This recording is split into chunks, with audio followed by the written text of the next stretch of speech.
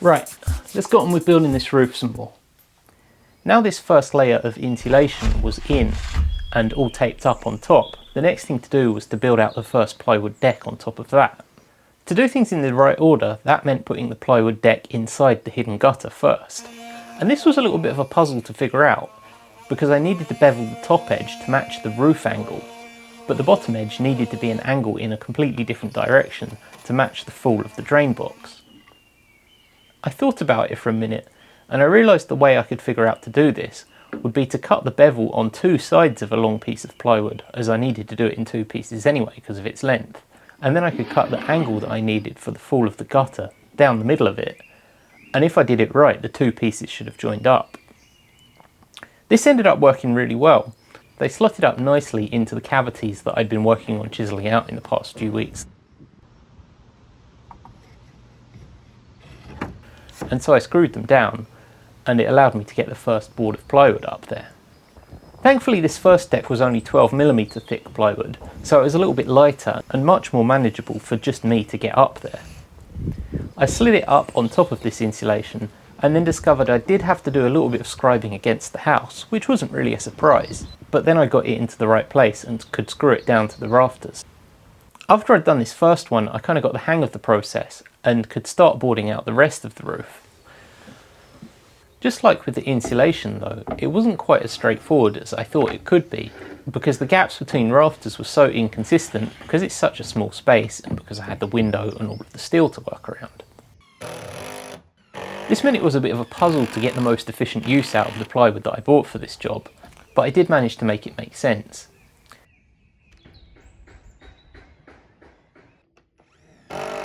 There was one piece that was really big that again went over the front gable's steel area, so I got Lily to help me lift that up, and it was a little bit of a back and forth on this one for some reason to get it to exactly the right width to sit on top of the rafters either side and leave me enough room to screw the next board in.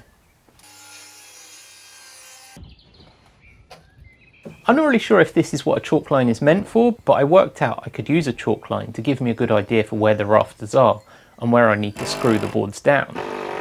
And that worked pretty well. So I almost got the east side of the roof done, but the forecast looked a little bit iffy and I pushed forward to try and do it and didn't quite make it. So I had to stop for the day and rush to throw a tarp over it. Well, the rain caught up with me about an hour sooner than I thought, which was a bit of a bummer, but we've managed to get the tarp up on it, and I guess I'll have to stop working on it for a few days. Can't complain at how nice it has been though. Fine weather returned pretty quickly, and that meant I could start working on the west side. I finished all of the insulation taping on that side as I hadn't actually done it yet, and again started with the board that was closest to the house. I feel like my life is just complaining about terrible plywood, but look at the state of that. That is so warped. With the limited access to the side on the west side of the structure, it was a little bit of a puzzle to work out how to get this panel up there single-handedly. It was a bit convoluted, but I ended up wrestling it up over the east side and dropping it back down the other side, which got it into place. And then really annoyingly, I discovered that I'd got my notch wrong, which meant that I had to bring it back down and correct it. Getting some of the smaller panels up was a bit more straightforward because I could go in through the holes for the roof light windows.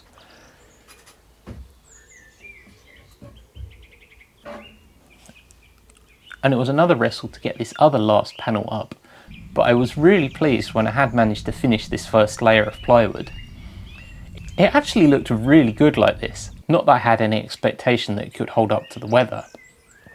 I was using quote-unquote exterior grade WBP or water and boil proof plywood, but I noticed that it had a habit of going a kind of a dark green if any rain ever got onto it, which didn't inspire too much confidence and was good encouragement to keep it covered with a tarp.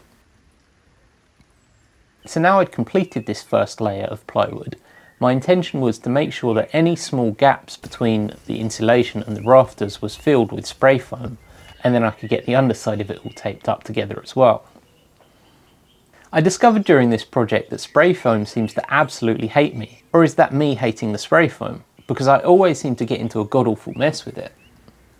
The spray foam I was using had a literal picture of what I was trying to do with it on the can, so I thought it was a pretty good choice, but it just always seemed to get me into a mess.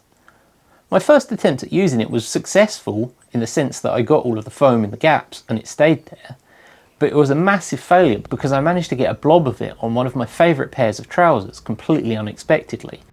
Damn it. I just had them cleaned.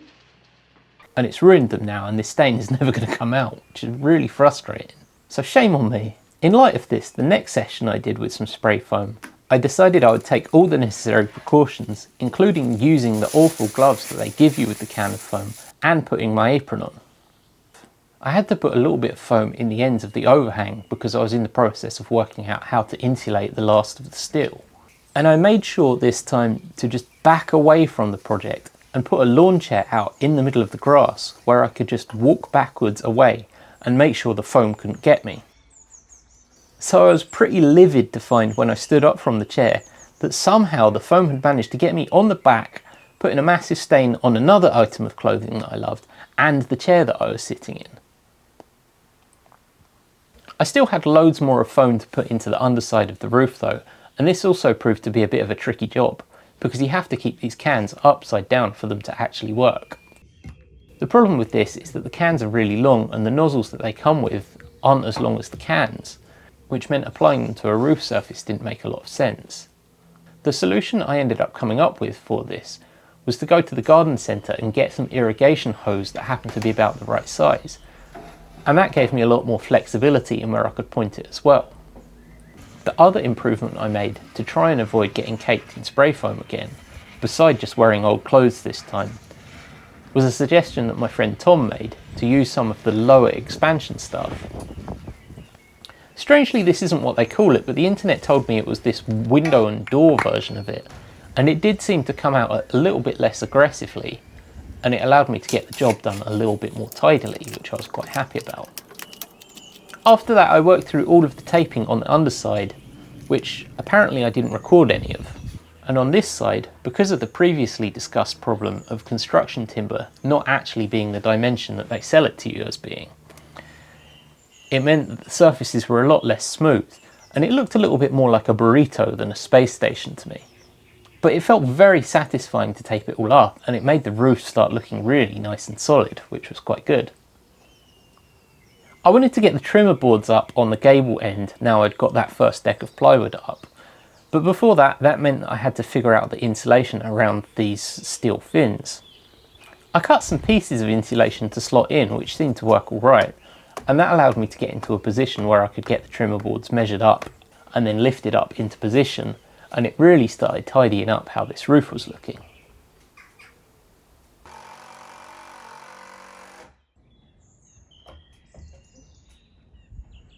Another small annoyance on this project that was absolutely my fault was that I apparently had a brain fart when I was ordering the insulation and ordered much less than I needed to.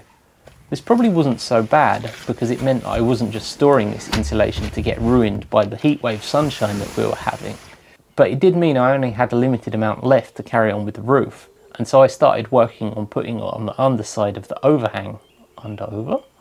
Once again I cleared my workshop and got it ready to start cutting all of these silly shapes, and cut this particularly elaborate piece with the hope of lifting it up and slotting it into place, only to be scuppered when I tried that, particularly because of these stupid steel fins.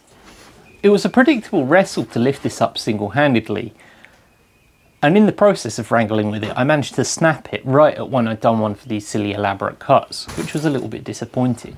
Thankfully the foil held it together and I could just fold it back up into place, knowing that the snap was probably about as clean as any joint that I could have made with two separate pieces anyway.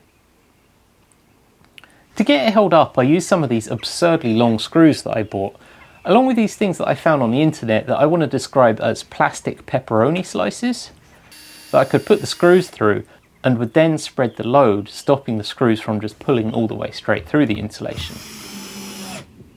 I feel like I've seen these kind of things before, but maybe I just didn't know the correct nomenclature for them, because I really struggled to find these, and they seem a little bit random, but they ended up working really well. I'm just going to get through a lot of these really long screws. That all brings us up to right about now. There's still much more of everything I've been doing to continue working on as well. More plywood, particularly for the fascia boards, more insulation to go underneath, and then hopefully I can get some of the membrane that I need to put down between the two plywood decks and build the second deck of plywood up there as well. It has felt really good to progress on this project though, after my crazy winter. So thank you for continuing to watch along with me on this, and keep it real. What is she doing?